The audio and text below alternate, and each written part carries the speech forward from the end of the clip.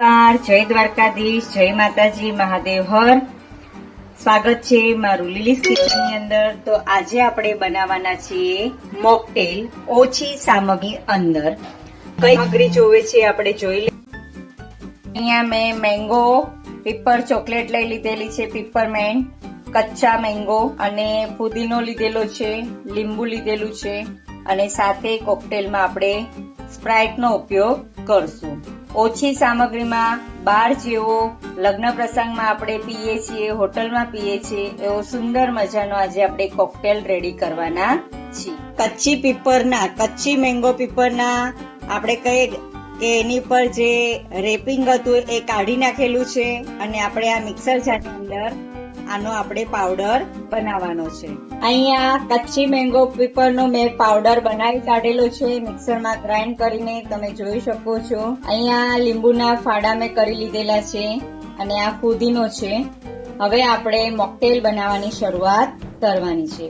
તો સૌથી પહેલા આપણે એક પ્લેટની અંદર મેં મીઠું લીધેલું છે 4 થી 5 ચમચી. ત્યારબાદ એની અંદર હું 1 ચમચી જેટલો કાશ્મીરી મરચું એડ કરું છું. આપણે જ્યારે પેરુને ખાતા હોઈએ ત્યારે આપણને પેરુની ઉપર મીઠું મરચું લગાડીને આપે છે, એ રીતે આપણે અહીંયા કોકટેલ પણ એ જ રીતનું બનાવવાનું છે.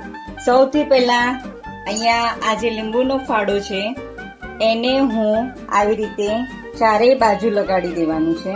હવે આ જે ગ્લાસ છે એ ગ્લાસની અંદરથી આપણે જે થળિયા છે એ લીંબુના કાઢી નાખવાના છે અને આ જ ગ્લાસને આપણે આ રીતે ધીમે ફેરવી દેવાનું છે, એટલે ટેસ્ટમાં પણ સરસ લાગશે. હવે મેં અહીંયા લીધેલું છે, આપણો ગ્લાસ રેડી થઈ ગયો છે, એને અહીંયા મૂકી દીધું છે. એક જણનો બનાવું છું એટલે 1 થી 1.5 ચમચી આપણે આ જે પાવડર કરેલો છે કચ્ચી કેરીનો એ એડ કરી દેવાનો છે. ત્યારબાદ થોડું આપણે એની અંદર થોડા બરફના ટુકડા એડ કરવાના છે. તો અહીંયા મેં બરફના ટુકડા એડ કરી દીધા છે. હવે આપણે એની અંદર જ લીંબુ નીચોવી દેવાનું છે.